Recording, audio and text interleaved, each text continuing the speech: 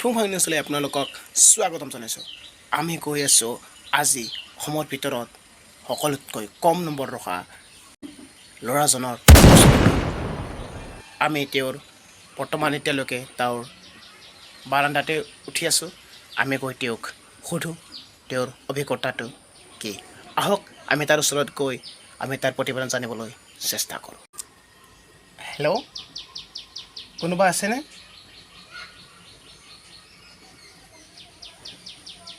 নাই, শুই আছে চাগে, বহুত কষ্ট কৰিছেনে? হেল্ল', কোনোবা আছেনে?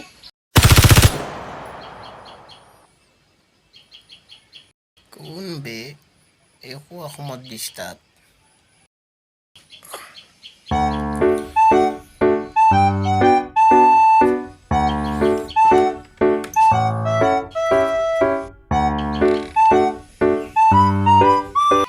আপুনি শুই আছিলে চাগে ন? মানে আমি ফুংফাং নিউজৰ পৰা আহিছোঁ। সূত্ৰত জানিব মতে তুমি অসমৰ সকলোতকৈ কম নম্বৰ ৰাখিছা, মানে 6টা ছাবজেক্টতো 0। সেইকাৰণে তোমাৰ অভিজ্ঞতাটো জানিব আহিছোঁ। গোটেই অসমে জানক তোমাৰ অভিজ্ঞতাটো কেনেকুৱা। ঠিক আছে, তুমি ৰেডি আছা? তুমি কোৱা তোমাৰ অভিজ্ঞতাটো কেনেকুৱা? তুমি যে ইমান কম নম্বৰ পালা, কিহৰ কাৰণে পালা? মানে মই মেট্ৰিকত চবতকৈ 0 পোৱা কথাটো হ'ল 1 নম্বৰ কথা, মোৰ ঘৰত লাইট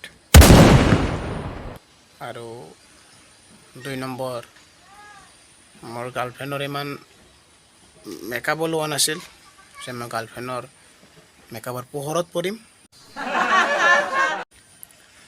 আৰু 3 নম্বৰ কথা,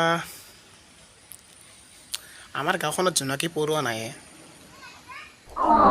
যে মই জোনাকী পোহৰত পৰিম। চাওক, আপোনালোকে জানিব পাৰিছে তেওঁ কম নম্বৰ পোৱাৰ কাৰণটো হ'ল যে তেখেতৰ ঘৰত লাইট আছে, তেওঁৰ গাৰ্লফ্ৰেণ্ডৰ ইমান মেকআপ লোৱা নাছিল যেন তেওঁ সেই গাৰ্লফ্ৰেণ্ডৰ মেকআপৰ পোহৰত পৰিব, আৰু তেওঁৰ ঘৰৰ ওচৰত জোনাকী পৰুৱাও নাছিল যে তেওঁ জোনাকী পোহৰৰ কাষত পৰিব পাৰিব। চ' আকৌ আহিম এনেকুৱাই নিউজ লৈ আপোনাৰ ওচৰত।